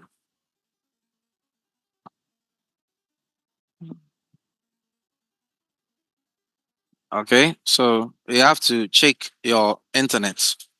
So if you're having problems seeing the screen, okay. So, how to create motion graphics? You type and shape, arrange layers, animate properties, sync to audio, and export setting because it attracts human attention naturally. Motion graphics and impacts and mistakes. The impacts has an emotional impact, and the common mistakes, and the emotional impact gives you excitement, professionalism, modern style, clarity, brand identity, and social media appeal.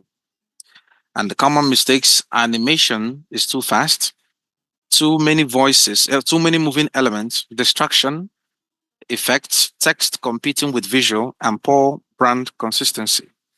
So we're going to create an opening title, animate position, opacity, and scale, then synchronize movements with music or sound if we can. All right. So we're going to keep it simple. First, we're going to um, uh, uh, create an opening title and animate positions. So there are many ways to do this. Okay. Ovia, please, you can, you guys can restart your internet, your network. All right.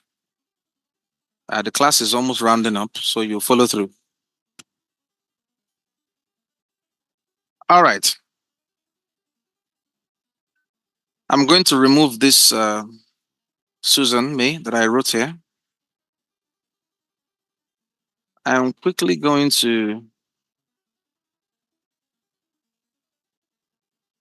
restart your internet here.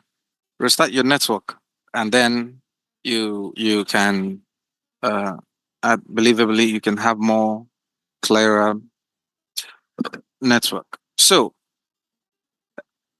After Effects is usually used for creative motion graphics, but in Premiere Pro, there's something called the graphics template. So this is the graphics template by the side, this column by the side.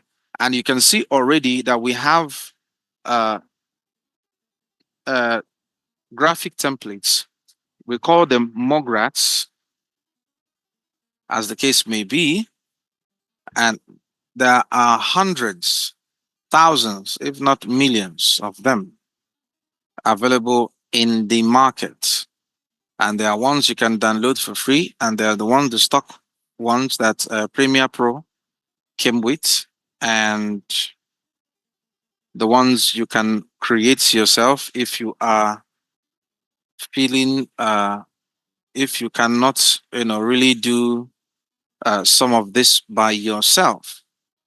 Or you can also simply head over to Mixkit and type, search for templates. Go to templates and search for text. Once you click text, all right, Mixkit will bring out motion graphic templates for you. The ones you could use in Premiere Pro and the ones you could use in After Effects. But basically, downloading motion graphic template in After Effects is almost useless because motion graphic templates are usually created by After Effects. What I'm trying to avoid using After Effects now is that if I use After Effects now, it might confuse a lot of people. So I want to keep it simple till I get to After Effects motion graphics. Okay. Uh,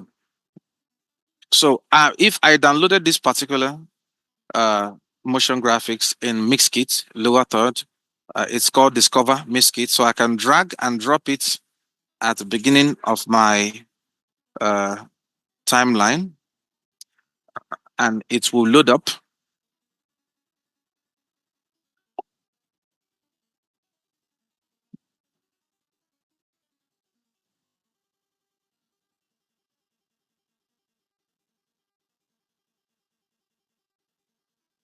Mm.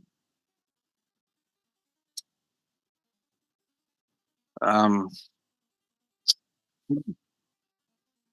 okay, so it has loaded up. If we play it, we will get a motion graphic like this. Okay,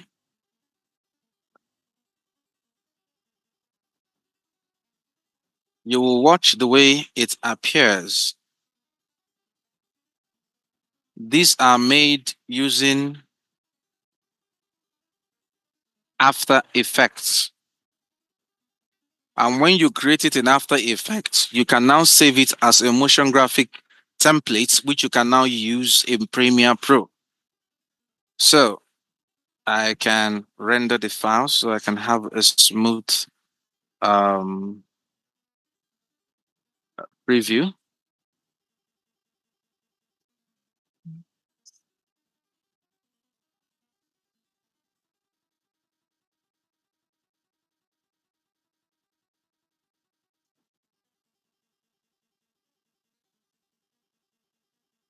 Currently, Adobe Premiere will try to render the file to make this place green or yellow, as the case may be. But to save time, let me cancel it. So if I play this, you will notice the animation came out smoothly. Okay. So the thing with motion graphic templates is that you can in After Effects, once it has been created, the creator in After Effects will enable you to edit it in Premiere Pro. That is editing the properties in Premiere Pro. So here we have the graphic parameters, and we can head over to the text blocks. Okay, we have the text one, text two, and text three. So the text one represent the discover, miskit. Text two represent the daily inspiration. Text three is the one in the red box. Starts here. So on text one, which you can change the color as the editor has applied that you can change color. So I can call her Susan May. Please hold on.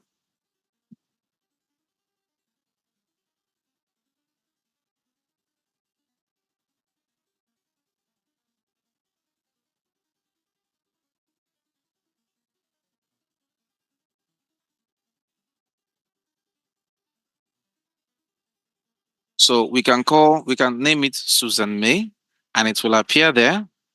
And then we head over to the uh, text two, and we name it host like so, and then it will appear. And in three, we can name it podcast. Well, name the name of the podcast. We can say podcast show on a regular, and then sometimes the editor that edited the if the motion graphic templates in After Effects will also allow you to change the position. This is um the horizontal and the vertical. So if I move this horizontal position backwards, you will notice the show, the podcast show name will move to that position.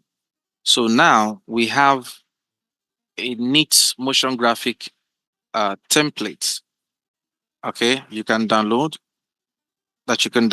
from Mixkit and use it on your Premiere Pro professionally. It's not difficult to use.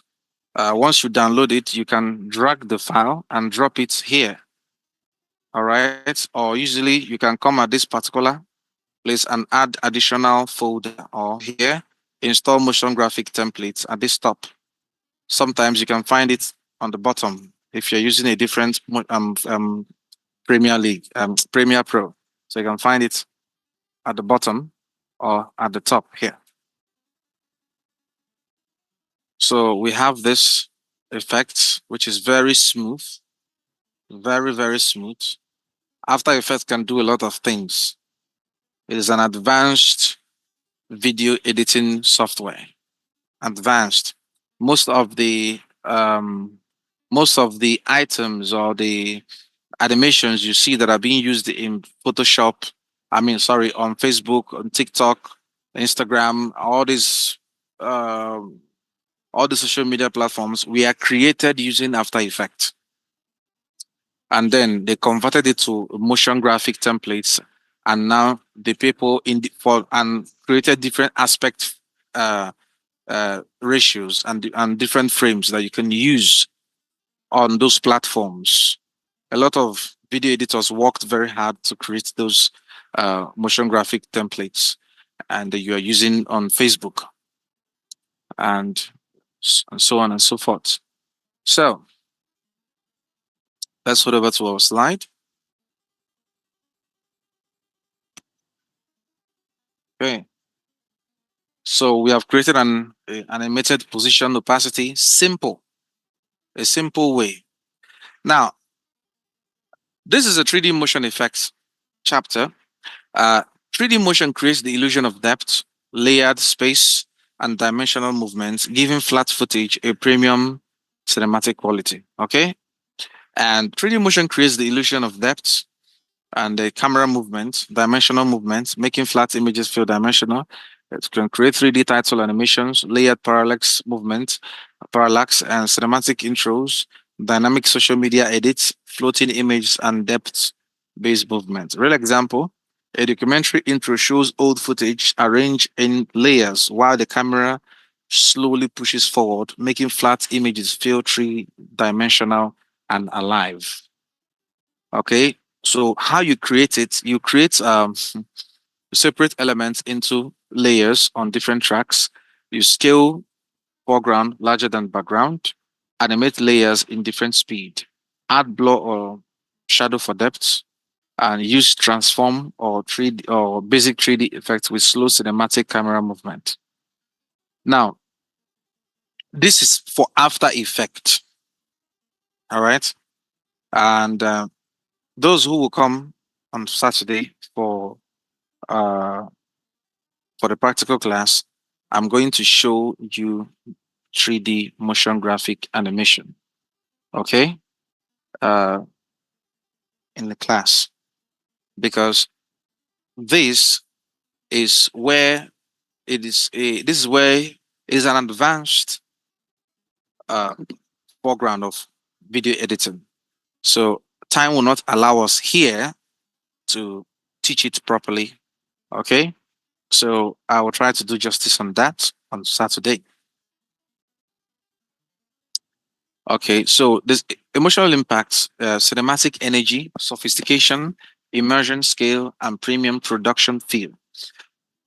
Common mistakes: too much rotations, unnatural movements, weak layers, separation, overusing motion, making text hard to read. All right, so our summary for today: we looked at masking, tracking, split screen, picture in picture, letterbox, ghosting, double exposure, text, motion, graphics, and 3D motion. And which I said, yes, yeah, it will be very great if one was to do it. I agree with you, Desmond Aja, if one we do it on class. So, a professional video editor's mindset, again, you control what the audience understands and feel. Your effect should be purposeful, less is more, emotion drives choice. Okay? Visual effects should not overpower storytelling. Every effect must serve the narrative, not decoration. It's not like you're adding flowers. That flower must represent something. Too many effects distract the viewers, it weakens storytelling, and it feels amateur. Professional editors use restraint and so on.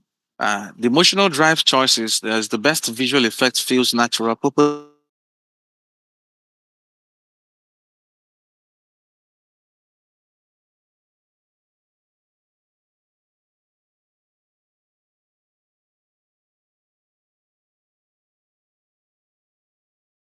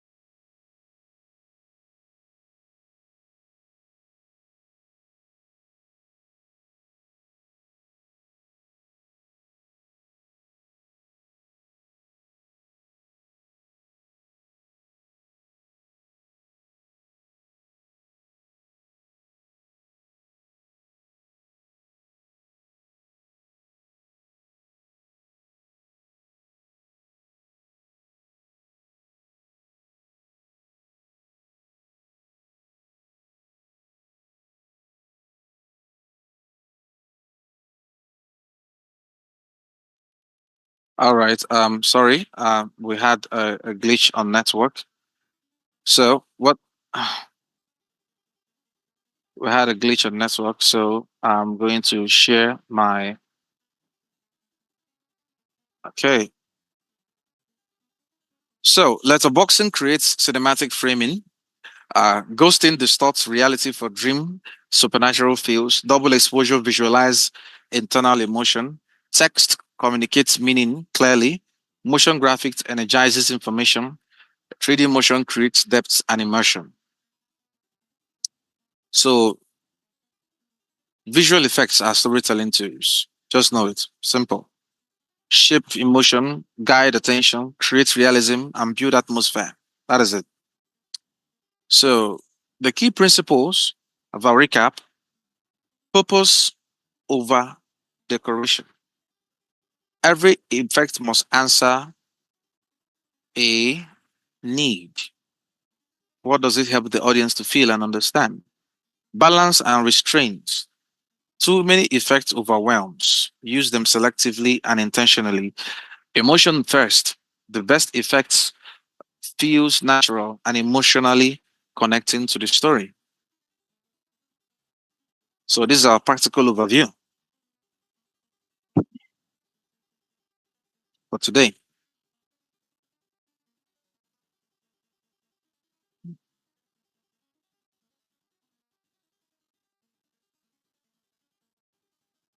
All right. So the software tools: Adobe Premiere Pro, like I told you, Adobe After Effects, DaVinci Resolve, Final Cut. All right. This Adobe Premiere Pro and Adobe After Effects will do anything for you. DaVinci, what they did here is to incorporate Adobe Premiere Pro and After Effects inside one, and which is what Final Cut also did. All right. So we transform ordinary footage into cinematic experience.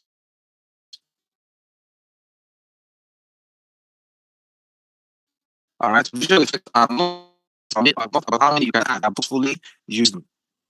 Okay.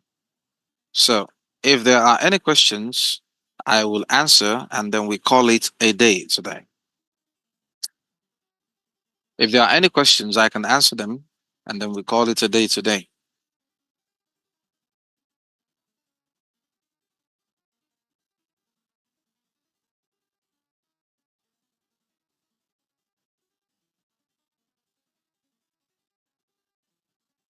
All right. If not, and thank you very much for today. And my name is Mr. L again, and I'll be seeing you on Wednesday.